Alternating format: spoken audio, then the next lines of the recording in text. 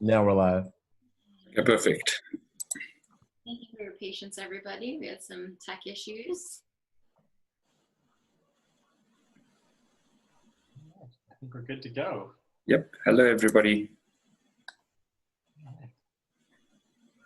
Well, this is our third week, right? Or fourth, if you Now we're include live.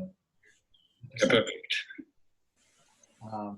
our discussion on why Black Lives Matter. And we've been invited this week to really bring in the Unionist perspective on healing, because that's what Church of Union, our focus is to bring healing to worldwide issues. That's what Jeff and Shalea's sermons have been focused on. And so this week, we want to see what healing's out there. Before we go into that, I want to invite anyone who's watching this. We would like to bring in two police officers to be able to share their experience. We think it'll be very healing to hear the perspective of, one Black and one white. Yeah. What it's like to be on the police force. There's Kalita. All right. Oh, hey. Welcome, Kalita. I was just sharing, so if you know someone, Okay, yeah, we're good. Yeah, so if you know someone either personally or you have a friendship connection with somebody who is a police officer,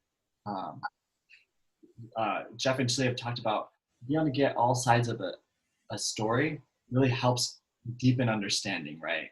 Mm-hmm.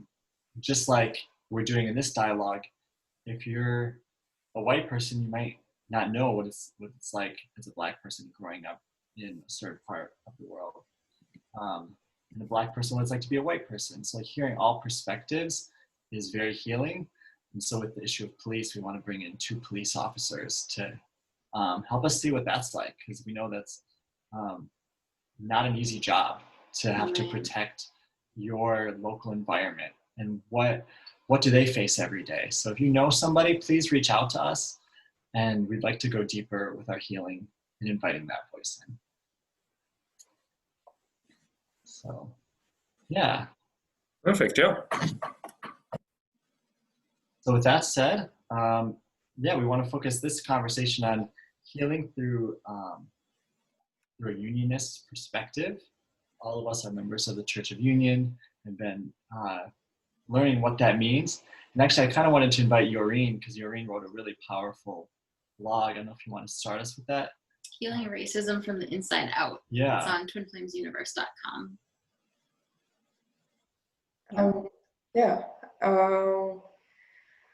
Well, in June, I think, so a little more than a month ago, I wrote the article Healing Racism from the Inside Out for TFU. And I wrote this because I really went deep into the healing of racism, and I wanted to ask God, June, I think, spiritual meaning behind the upsets that I was having and behind the Black Lives Matter movement. And so, it's been a journey.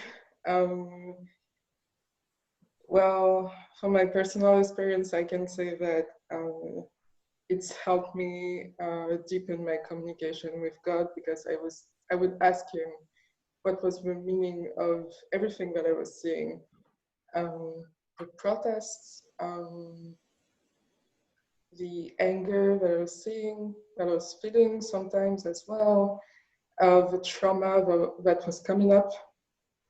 And so I really appreciated the last sermon, the sermon from Sunday, because it really illustrated a little bit more what I went through. It means deconstructing something that was complex to bring healing to all the parts. And I think it's really important to heal racism like that, because it means going all the way I guess it means seeing all the little upsets and what they mean, because what I discovered is that when healing like an upset that seemed little, I discovered that there was an iceberg behind that, and that it sometimes went back to traumas that I had from my childhood. So the mirror exercise and conversation with God was a key component of being able to see the Black Lives Matter movement in a more peaceful way. I think otherwise I would have been like very angered. I would have been very hurt, maybe still today. And I would have also been very helpless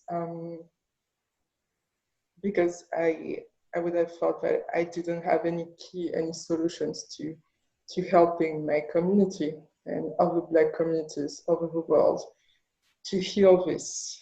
And so, yeah. That's really powerful what you're saying. Like, you're essentially saying, like, you believe this community has, like, the solution. That's what I basically just heard you say. I do. Yeah, I really do. I remember being a child and asking myself why the world couldn't be like in a certain way, like finding middle ground to every conflict, being more open to discussion, being more open to healing, being open-minded, being more open to being wrong sometimes, and just like heal and move on. And when I discovered just like the slightest bit of that response in the mirror exercise in this community, I basically like dived deep and said, I want to go all the way. I want to see how deep I can go to heal like everything, really everything. And so it requires enormous amounts of trust in God, I guess. It also deepened my trust in God as well.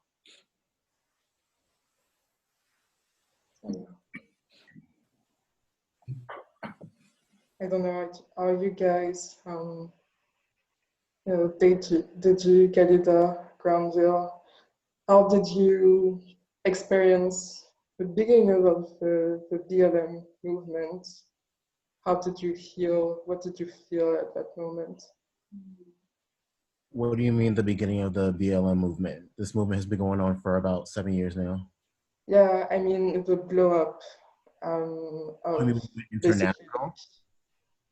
yeah, basically end of May, beginning of June. Well, what I felt was it was about time. I can say that. So my initial response when it started off was probably kind of having to sit back and go, what's actually happening?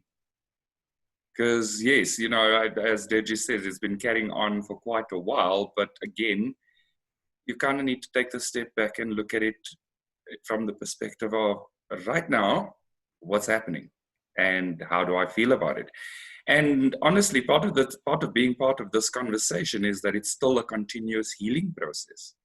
So as we talk, I start to kind of feel into those uncomfortable spaces more and more. It literally starts to bring up things that possibly I glossed over because, yeah, you know, you get taught that thing about you kind of just be strong and carry on. And then you sit back and you go, well, what does that mean? And was I actually strong or was I avoiding it at that point?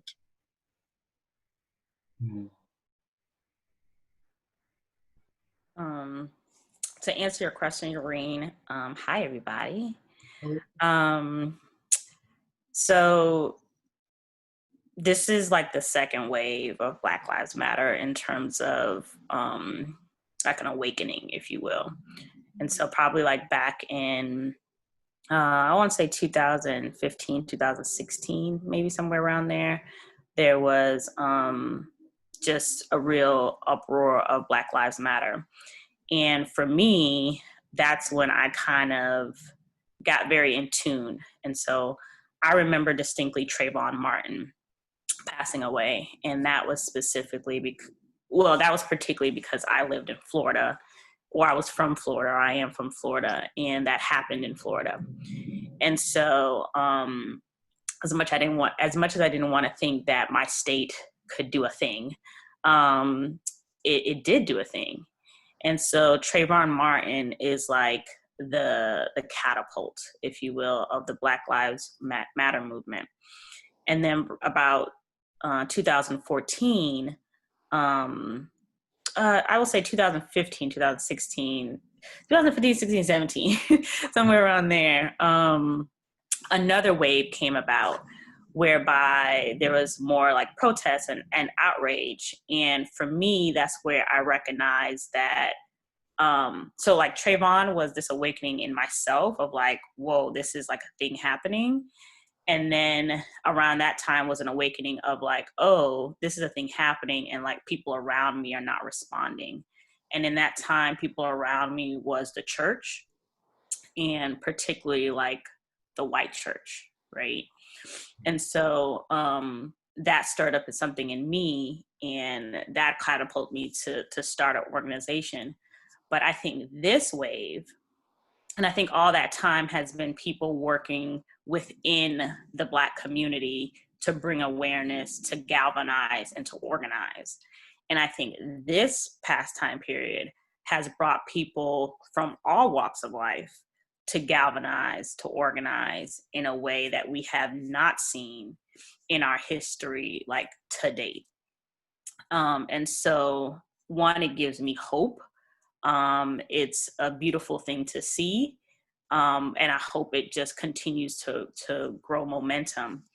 But it is a little bit of frustration of like, so now you get it, because like something egregious as George Floyd had to happen. That hurts, right? That hurts, that such a, I don't know, very, very traumatic death. Like that's just not cool. That's not, you being in fear of your life as a police officer. Like that's just not what that was. And there's many stories like that, right? Like George Floyd has been like probably the most egregious to date that we know of. But so like the frustration comes in of like, it took this for us to get here, but it's also a very much great hope of what is to come. And so if George Floyd's life lives on to erupt federal legislation and people shifting their heart and shifting their minds, then praise be to God. But yeah. So Cleta, I was going to ask you, since you've dedicated a lot of your life to, really focusing on solution and healing, maybe if you want to share some of what you've gained as far as your vision for what this healing looks like. Yeah. I think a lot of this solution comes into having conversations. So that's why I really just love this platform and this space, because for a long time, we just have not been having conversations about the things that are affecting our brothers and sisters. And we've been oblivious to those things. And within everyone, right? Like everyone has their level of privilege. And for everyone to sit down and have a conversation about it, like, is like the first start. Because if you can't feel, you can't heal, that concept. And then I think the next part is, what does our faith say about it, right? So what do our spiritual practices say about healing racism, healing our racial divide, healing our racial division, and really acknowledging that our faith tells us that we have to do this. Like our spiritual practices tell us that we have to engage in this. To not engage in this is to not be living out our faith and to not be living out our spirituality in its authentic way. And so I think acknowledging that and then actually doing it, right? Then actually like doing the work to engage in that. And I think once you do the work, you're able to impact wherever your sphere of influence is, whether that is actually making policy to change things, whether that is being able to run for an office to actually show up differently, whether that's being a police officer who can hold other police officers accountable, whether that's just talking to your family who don't feel the same way, family and friends who don't feel the same way. And so I think those are those are the series of steps, like having conversations, recognizing where our faith comes in, and definitely moving towards action as convicted by our faith. I think they're frozen. I was like, their face looks the same for a very long time. I didn't even realize it. I was so. They'll be back in a second. Yeah. Do you guys see any solutions? I mean, that's just I was listening to Life Purpose the other day, and so like Dan said, I call him Dan. Like Dan said, I have like dedicated my life to just talking about racial equity and justice and getting people to have the conversations and engage in them. And the other day I was like frustrated. I was like, this is traumatic to, just kind of have to walk this walk constantly and just feel this drive to have to walk this walk. And I was listening to Life Purpose, and it was talking about how your life purpose shouldn't be from your own energy, right? If you do your purpose or you do something out of your own energy and then you feel drained afterwards, like that's not what God intends. God intends for you to do it out of his energy, like out of his strength. And I don't know, once I had that awakening, I was like, oh, okay, I can do this then, because I'm not drawing from myself. I'm drawing from God. And so I think that's what sustains being able to have these conversations on both ends, right? Because they can be draining for white people to talk to their family and friends who don't believe like them. It can be draining and exhausting, and you lose some people. But if you're operating out of God and not out of yourself, it should actually feel like joyful and peaceful and purposeful. You want to know something crazy? I was actually watching. Have you heard of the movie called Harriet? Oh yeah. It just became available on HBO and HBO Max. I just saw it for the first time, and oh my god, did I get so fucking triggered? Mm-hmm. Oh my god. Okay, what? Okay, it was something. It's relating to what you said, that it's draining to have that conversation, especially when it comes to trying to heal that aspect. And again, you're going to lose people in the process. Mm-hmm. But I guess not a lot of people are willing to give up on what they had for such a long time. They're just going to compromise with what they have, in a way, if that makes sense. What do you mean compromise in a way?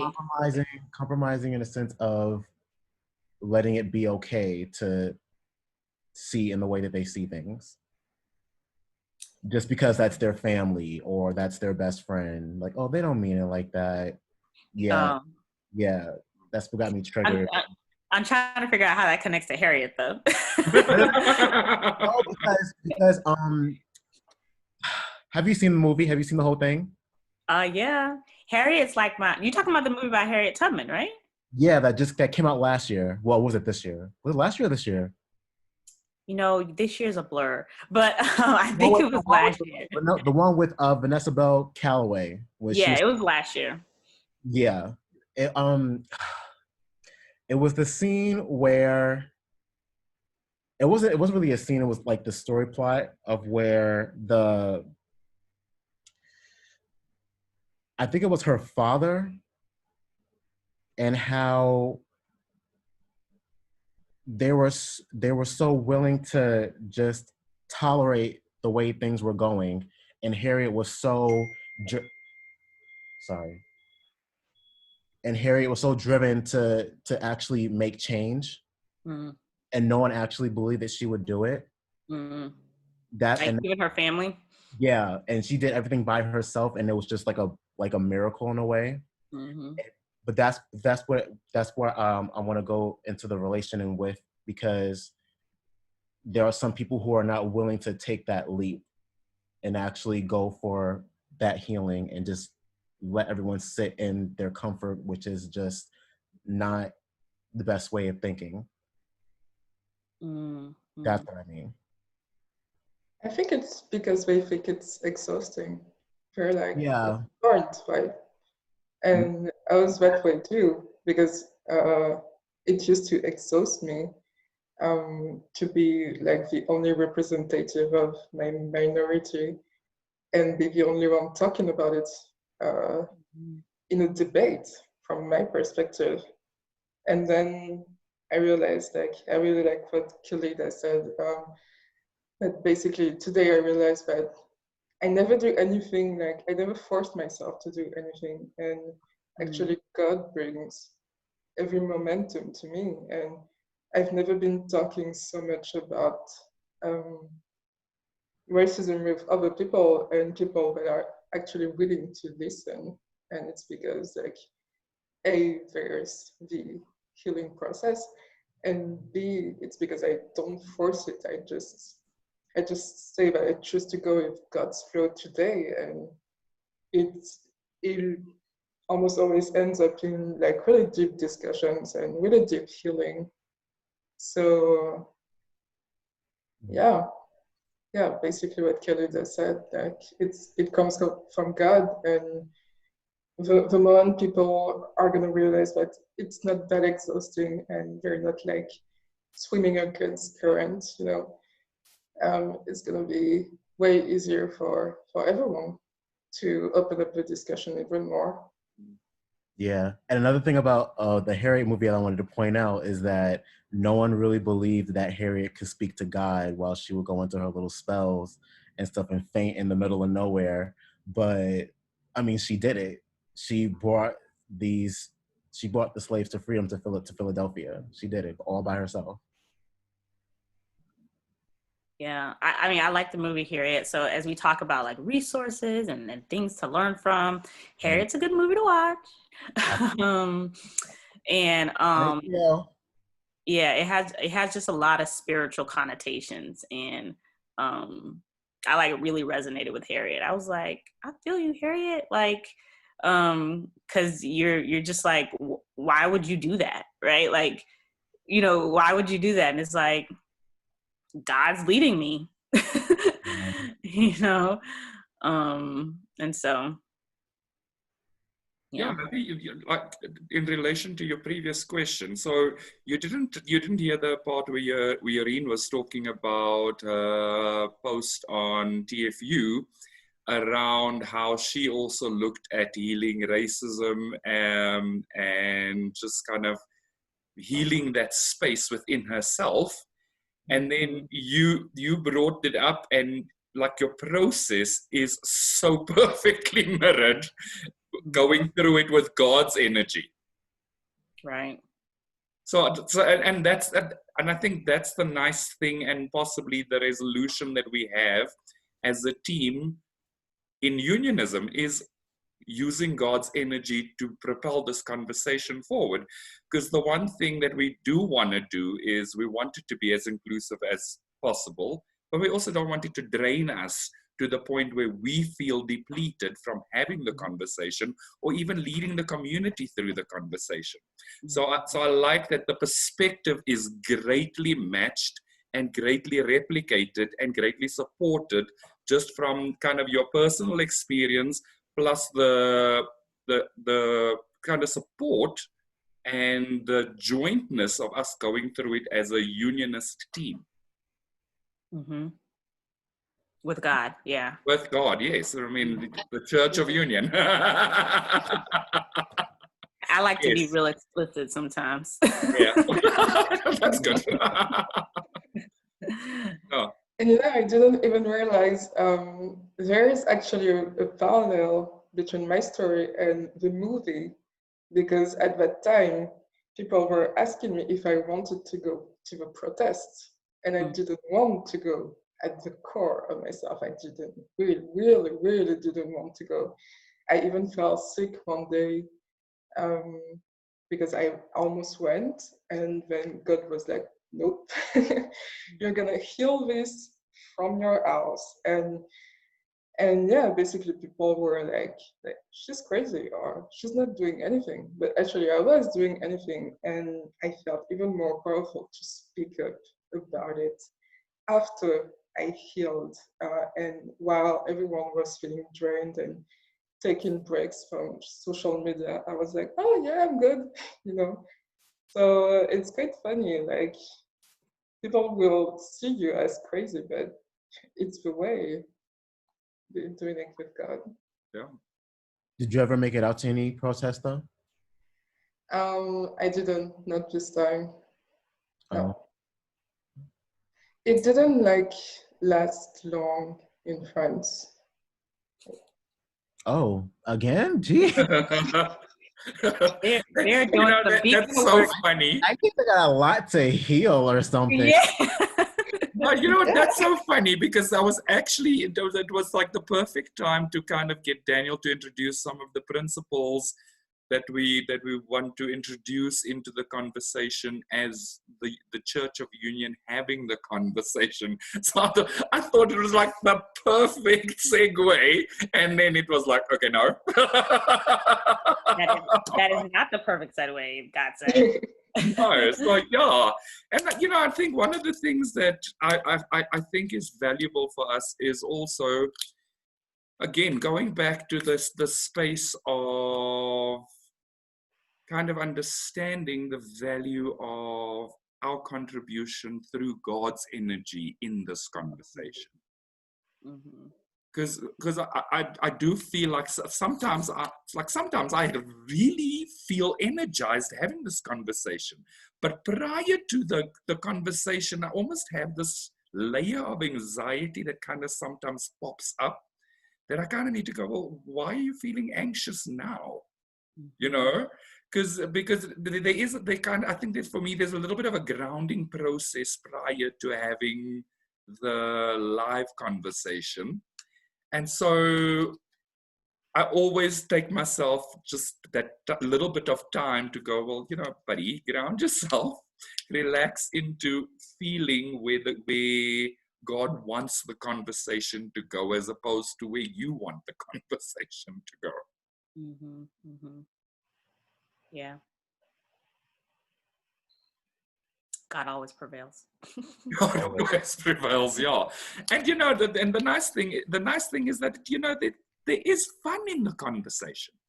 Like sometimes I actually feel like we're having fun in doing this as well. Like it doesn't need to be in the space of all seriousness all the time.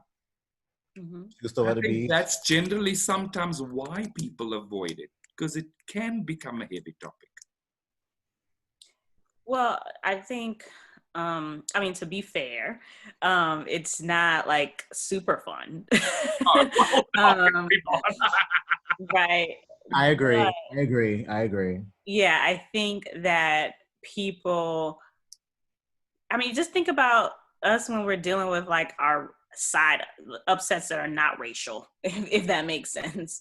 Ain't nobody running to like heal an upset necessarily. You're happy when the upset is healed because you're like, oh my gosh, like I got this wonderful gift and this new thing has happened to me, and God, you revealed yourself in such a beautiful way. But in that moment, you're just like, really? Like, why am I going through that? So, just to be fair, it's not like a super fun topic, but it's so worth it though, right? Like it's worth going through whatever the uneasiness is, whatever the uncomfortability is, whatever the few laughs that we are able to have through it all.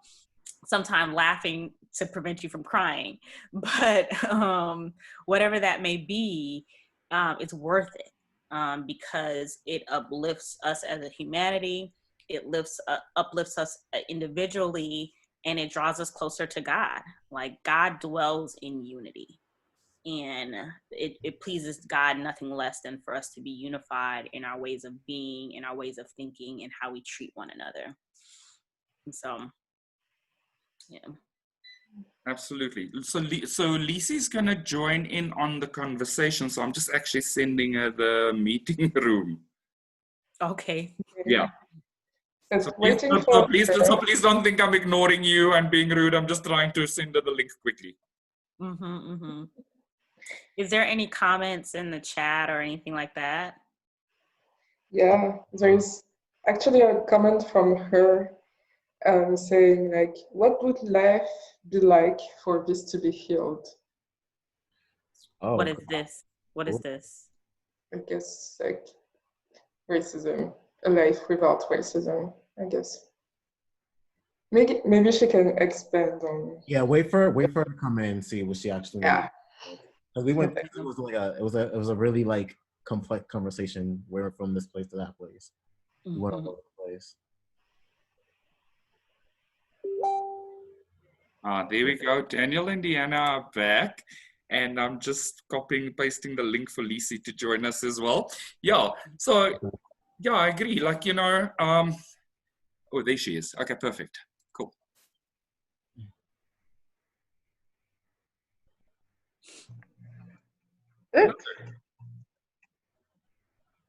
Okay, so yeah, I did like the question. I was just also trying to feel into the question of what would it look like for this to be healed? Because this conversation is this conversation is quite big, yeah.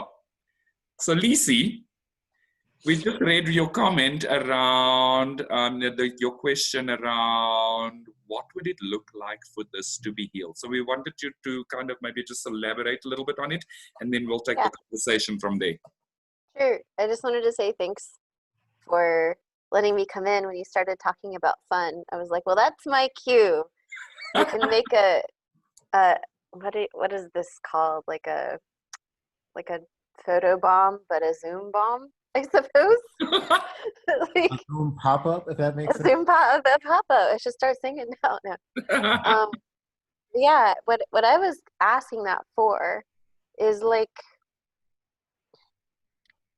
I've never like, so I went through MAP, the mind alignment process for healing trauma, and one of the questions that they ask, or something that I was asked, was like, are you willing to, oh my gosh, I'm gonna get this wrong.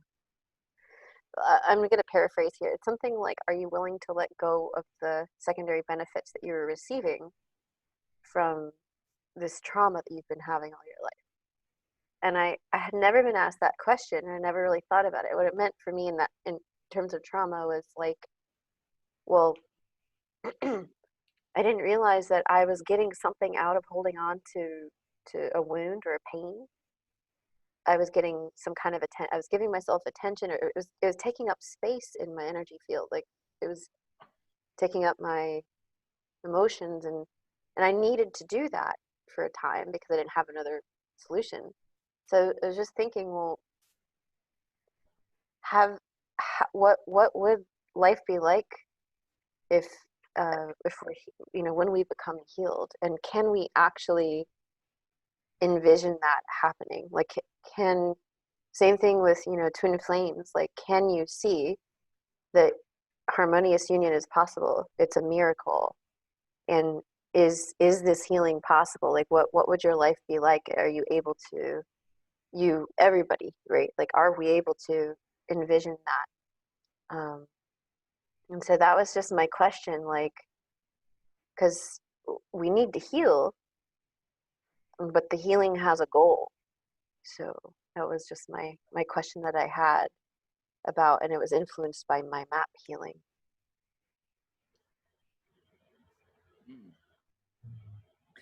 So for me, feeling into it, I'm gonna echo the sometimes once the healing and the upset has been handled, and the energy has integrated, and I have a similar type of conversation, I actually do find it energizing and fun. And yes, I'm not trying to make light of anything. I'm just saying that the upset sometimes keeps us stuck. And that stuckness is not what feels good. The minute the stuckness is released, the secondary gain from that stuckness is also released, because you're actually letting go of the secondary gain, which was, I'm hanging on to this feeling of feeling bad. And at that point, when you feel bad, you give yourself other things to make yourself feel better. Mm-hmm. And the minute you stop, you kind of stop needing the other things to make you feel better, and you've healed, you don't have the secondary gain of looking for pleasure in unusual places. And so for me, when I say this is a fun conversation, I do feel energized.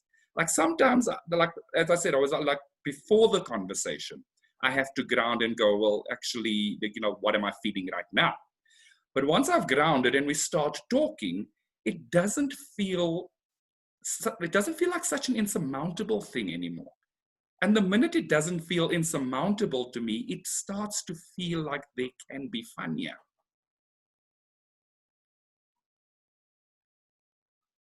I'm not sure if I'm giving you the kind of a sense of where I sit with it.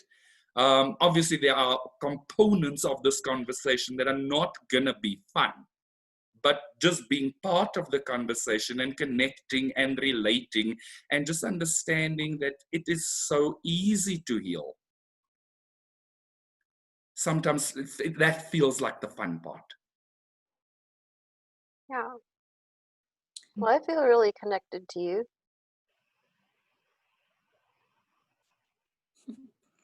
I'm gonna take it a little differently, but let's see like what comes out. So when you said the question, what came to mind was a session that I did this past Friday, actually, where a group got together, Black women or women of color who lead like organizations and like initiatives towards like racial justice, to come together to talk about racial trauma. And so for like the African American community and people of color, how much do we actually get together and like talk about our trauma and actually talk that through and heal from that as a result? And so one of the questions that she went through was, when you go through any type of trauma, and in this case, it was racial trauma, you lose something, right? And when you lose something, you have to grieve it. And that's the whole grieving process that we know to be true in terms of if you lose someone physically. And so the question she then asked was, what have you lost in light of like racial trauma? And I had to really sit with that because for me, I haven't experienced like a tangible racism type of story. Like I don't have a tangible racism story. Both of my family is from the Caribbean, and yes, the Caribbean has its history, but it's not like those who grew up in America, right? It's not slavery to that per se. Like my grandmother, my great grandmother, they can't tell me anything about slavery. And civil rights and Jim Crow and all those different things. But for me, what I feel like I have lost is basically a choice of my like profession. And so the fact that I feel compelled to do the work of like racial justice and do the work of educating and training and talking about equity as part of my life work, like I feel like I lost like the choice of doing something else. And so I had to like grapple with that a little bit. And like I was saying earlier, a couple of days afterwards, I listened to a life purpose class that was about where does your energy come from when you're doing your life work, and it needs to come from God so that you don't feel depleted and out of yourself.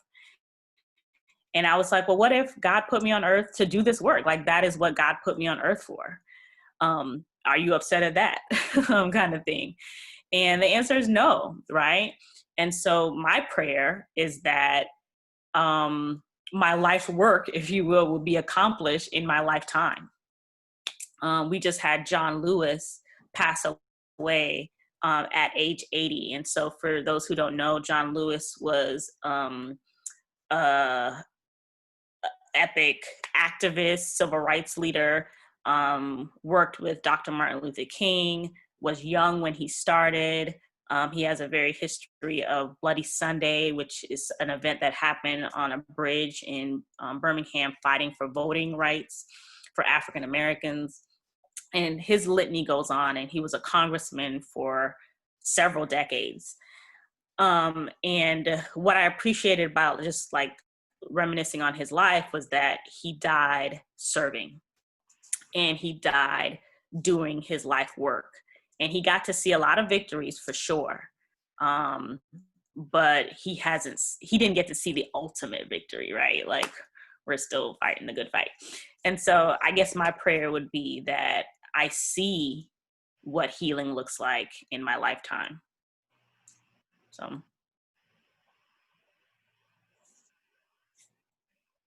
Yeah, and well, kind of related to what you're saying, Cleta, and the question of what does it look like? Something that Cleta and I have been able to share is being a part of a faith community that was all about racial healing. Mm-hmm. And that for me gave me a vision of like, it was like a microcosm, right? It's almost like healing Right. is a microcosm, because we were both part of a community that was geared towards, in New Orleans, where there's been a lot of history of this, bringing very intentionally people of Black and white and actually Hispanic as well to be in one community together. And it even brought in that fun aspect, I think, that Lisi's talking about, because we had a lot of fun at that church. Yeah. It was obvious that like making something new and healing, like ultimately brought a greater joy than would have been possible separate. But we had to be willing to have some really difficult conversations. We had to be willing to make room for maybe people in more personal ways, because when you're at church, you're pretty tight, so we have to work together and talk about what we're moving through. And so I found that it's like it almost created safety. Our willingness to be able to talk about the difficult thing helped us get to the part where we all got to enjoy community together. That makes sense. Mm-hmm. That gave me a vision for like, this can happen everywhere, right?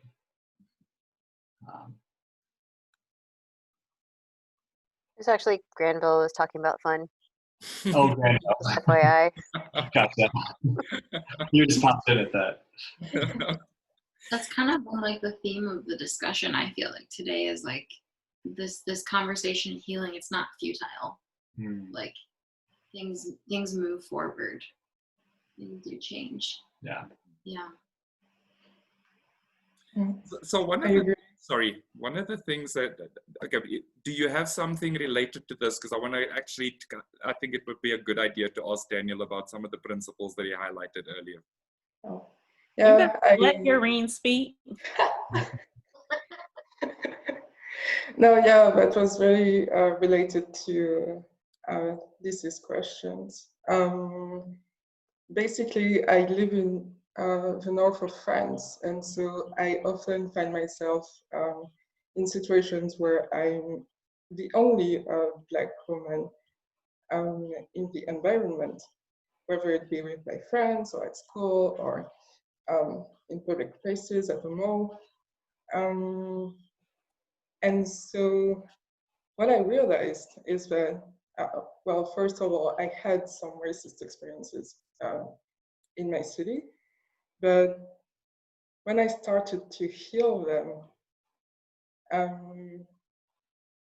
people started to stop mirroring the secondary benefits of it, like feeling really guilty. And like, it's really weird, but actually releasing their guilt opened up a discussion where they were actually willing to listen more and be more educated, which is surprising because you would think it's the other way around, like feeling guilty would like really like push you to just shut up and listen. And yeah, I also experienced these discussions being more like lighthearted, and really, it was really healing for both parties.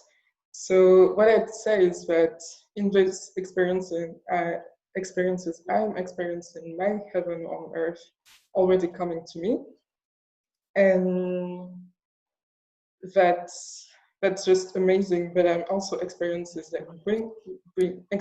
bringing this to other people, the awakening, the ultimate solution, if I can say it like that.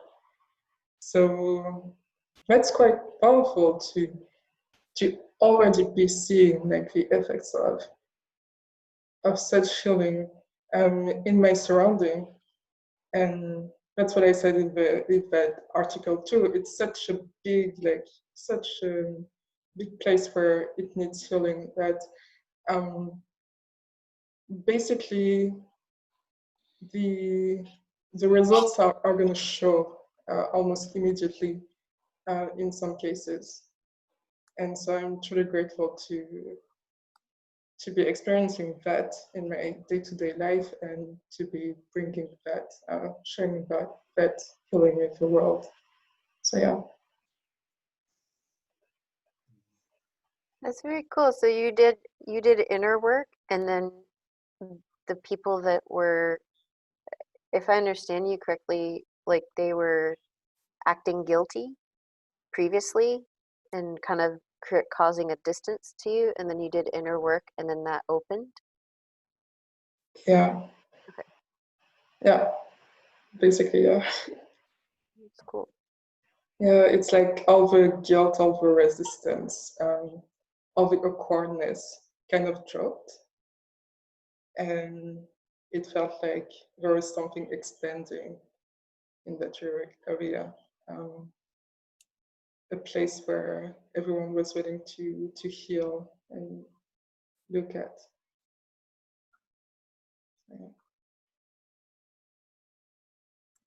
Awesome, yeah, and you know, and that's the nice thing. Like I've also experienced, like literally within seconds, people's behavior change just through doing the mirror exercise. And the whole point of it wasn't to control the behavior, but the immediate shift was unbelievable. Like from somebody going from literally disagreeing with me about every single thing I said in a meeting, to me just going, well, Granville, why are you disagreeing with yourself here? What is it that's not feeling good?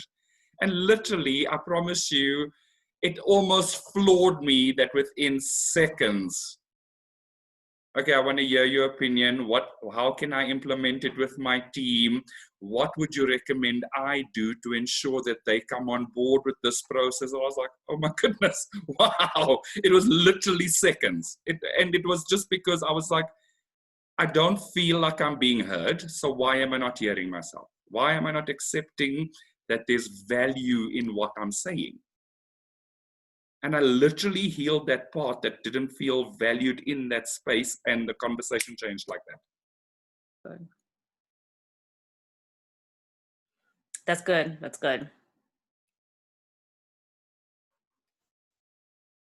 So what I wanted to do, Daniel, is just kind of let's chat through some of the principles around the Church of Union and the Union principles leading the conversation in healing the Black Lives Matter movement. Yeah, well, you guys, it was a perfect segue. Yeah, you were already going there. Because that was number 2. The mirror exercise allows you to heal all of your upsets. Well, you know? the first one you're done is you're 100% responsible right, for your choices, feelings, and experience. Yeah. So You are 100% responsible for your choices, feeling, and experience. It's a very powerful unionist perspective that's meant to empower people, right? Completely in your experience of your reality. So we can start with that one. Obviously, we already started that. You gave two perfect examples of how, both Yoreen and Granville, you took personal responsibility through the mirror exercise and saw your reality shift, right?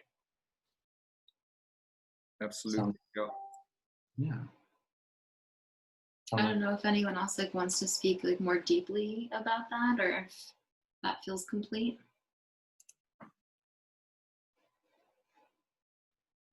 Oh, it feels good to me. I feel like it's speaking to experiences where I didn't want to feel like the victim for my community's suffering. And so it was kind of annoying.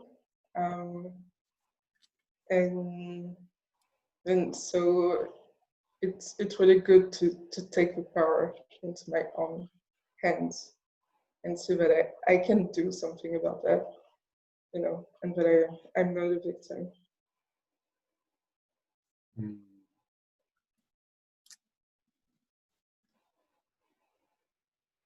I mean, yeah, I think it definitely resonates with me, just in terms of choosing where I fall in line. Like I said, I can't pinpoint quote unquote racist situations.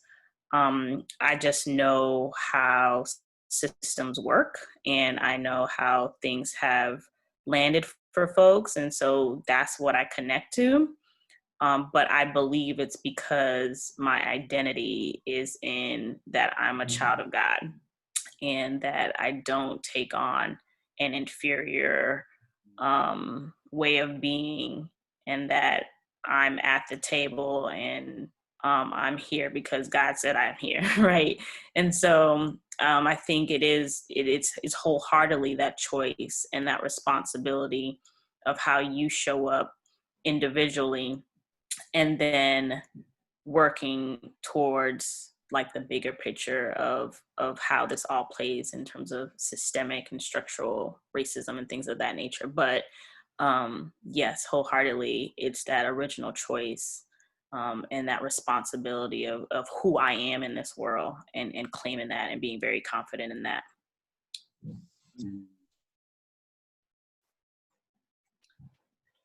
I have a question. I'm curious everyone's answer. So do you feel that if everyone had the mirror exercise, if everyone had access to this teaching, would racism be completely healed?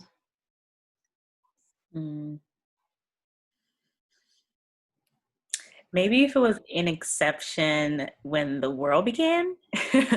And so the reason I can't be yes, that is the answer, is because it wasn't a thing when the world began. There's just things that America in particular is built on, that a drastic conscious change is needed. And then that conscious change needs to result in policy and law and ownership rights and just the tangible things in life, like food, shelter, clothing, that has to change. And so, yeah, the mirror exercise solely isn't gonna do that, but at the same time will help to shape the consciousness of those who are in power to correct those wrongs, if that makes sense. Yeah, that's my opinion. So I want to agree with you to an extent, but I also want to disagree with you to an extent, because one of the things I have found is, for me, just the mirror exercise alone has given me profound healing in various spaces that I didn't even know needed to be healed, which allows me to show up differently. And because I show up differently, other people show up differently as well. And so we can take things forward and reach consensus in new ways. I agree with you that there are things that kind of, the redress of the past does need to happen. I absolutely agree with that, because I think there's too much, there's been too much of an imbalance. But I also feel like using the mirror exercise as the foundation of anything starts to shift people's openness to even addressing the imbalance. Mm-hmm. No, I think we're saying the same thing. You just said it, real nice and well, thank you then. No, I think we're definitely saying the thing. I think it would be a beautiful foundation for those who are for everybody, and especially those who are in wonderful spheres of influence to readdress. And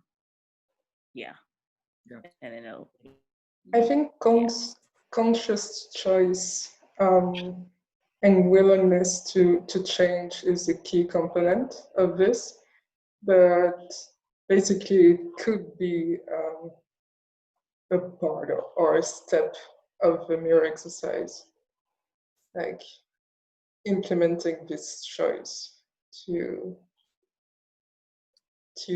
heal and then change your external reality from it. That brings me back to. I was gonna. Oh, go ahead, Cleta. I was gonna do the mirror exercise for like a police officer really quickly. I don't know if it's gonna work out though. I'm testing. We need police officers here. Yes. We're pitching. I'm just gonna pretend that I am one based on kind of the narrative that's being told of like police officers are in fear of their lives and they have to respond in a way.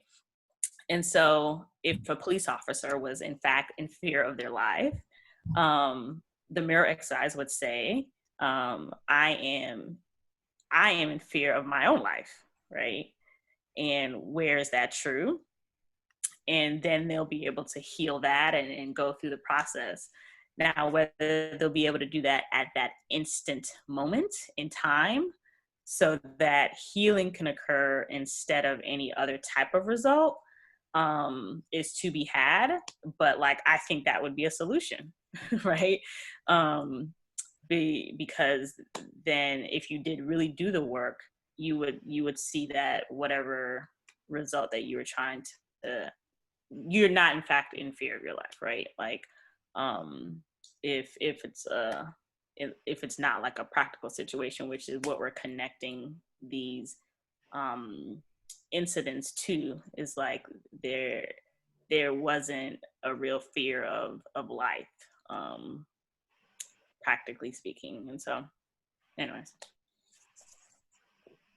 Thanks, Kalita. I just wanted to say thank you all so much for letting me have a pop-up in the meeting, and so I could explain my question more. And I really feel honored to be here with you, healing this. I really enjoyed meeting you, Kalita, because I know we hadn't met in person before, just on chat. So I have to get going here, but love you guys. Thank you for joining us. Yeah, thank you so much. Bye-bye. Bye. So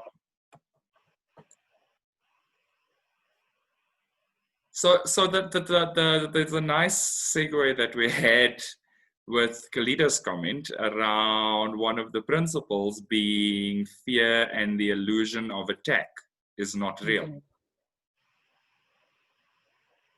You say it so well, Granville. Thank you. I'm going to take that one. And I think we touched on it last week. And yeah, you know what? I think as a principle, it's a good principle to live by, because also, again, that the feeling of personal safety that you then start to achieve through healing the illusion of attack starts to change also the way that you show up. Because as opposed to your words being the reason for the attack, your words are now the reason for the conversation.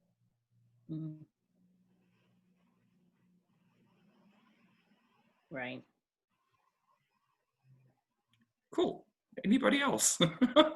Because and the reason why I'm asking again, because we've reached an hour, So I'm comfortable to continue if you guys are comfortable to continue. I'm comfortable to rest if you guys are comfortable to rest. Well, it sounds like the principles are like conversations all by themselves. Oh yeah, they're big, and we can continue this next week because there's some really deep ones, and so we could probably go for another hour. Yeah, we have to go start making divine dish dinner. So Awesome. Yeah, so this feels complete for like today, right? Like, definitely. if you want to go over the first two, or maybe you only got to the one, and just like review that. Actually, look at got this. through about three. So you are. And actually, Kalita touched on everyone is a divine child of God. I think we like hit them all. Okay. You want to read them all? Yeah, we'll just the ones we didn't get to. We'll just go through them. Yeah. So you are 100% responsible for your choices, feelings, and experience. The mirror exercise allows you to heal all of your upsets. Fear and attack are not real. Violence in the world begins within, so does peace and healing. You're responsible for your energy, boundaries, discipline. Boundaries and discipline are essential. Everyone is a divine child of God. Only love is real. You never have to respect evil, ego, or separation. So We covered a lot of them. Yeah, just organically. Yeah. No, So that feels good. we can definitely go deeper in that healing next week. It feels like a really important next step is getting police officers on board to talk about their authentic experience. Yeah. So we'll definitely set that intention. Yeah. And if anyone watching, please reach out to us if you know someone that would be willing to have that conversation with us. So. Good. Cool. Thank you, guys. Yeah, it's been a good conversation. Yes. Thank you. Thank you. Thank you. See y'all next week. See you all next week.